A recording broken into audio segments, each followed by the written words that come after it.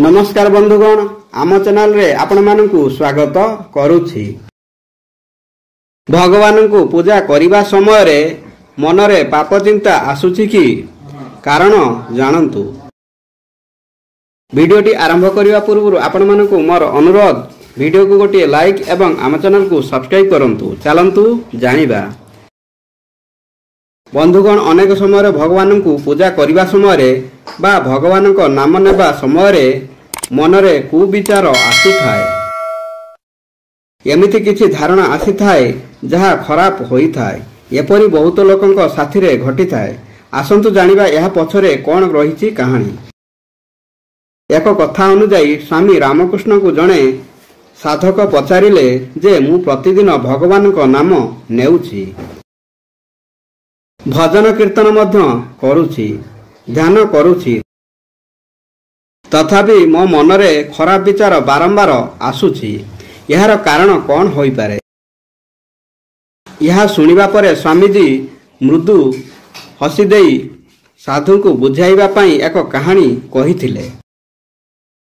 स्वामीजी कहिले जे जणे व्यक्ति गोटे कुकुर रखिकी घरे पालुथिला एवं कुकुरर भल भावे जत्न मध्य नेउथिला।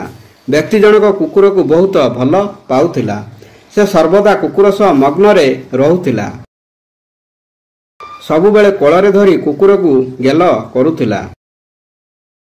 एमिति कि खाइबा पीबा एवं सोइबा एवं बाहर को जिबा समय रे कुकुरटी व्यक्ति सह रहुथिला। यार कार्य को देखि व्यक्ति को जणे वृद्ध व्यक्ति कहिले जे कुकुर सह एते मिलामिशा ठीक नुहे। जेते जा हेले भी से पशु, केतेबेले कोन अघटन घटाई देबो ताहा किए बा कहि परिबो।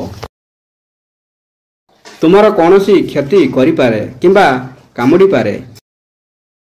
यही कथा सुनिबा परे वृद्धंक ठारू व्यक्तिंक मनरे चिंता आसिला कि जे कुकुर ठारू दूरेई जिबे। किंतु सेही कुकुर कोन जानिथिला कि मालिक ता ठारू दूरेई जिबाकू चेष्टा करूछि। कुकुर जेबे भी मालिक को देखुथिला से कोଳରେ आसी बसुथिला। मालिक ताकू बाड़ाबाड़ी करी कुकुर को दूरेई देउथिला, किंतु कुकुर तार अभ्यास छाड़ू न थाए। बहुत दिनर कठिन परिश्रम एवं अभ्यास परे मालिक पाखरु कुकुर दूरेई गला। किछि दिन परे मालिकर एभली आचरण देखि कुकुर ता पाखकू गला नाही। यही कथाटी स्वामीजी साधु को कहिले। एहार अर्थ कि सांसारिक भोगविलास रे लिप्त रहिबा एवं एहार पालन करिबा कारणरू ताहाकू सहजरे छाड़ी हुए नाही।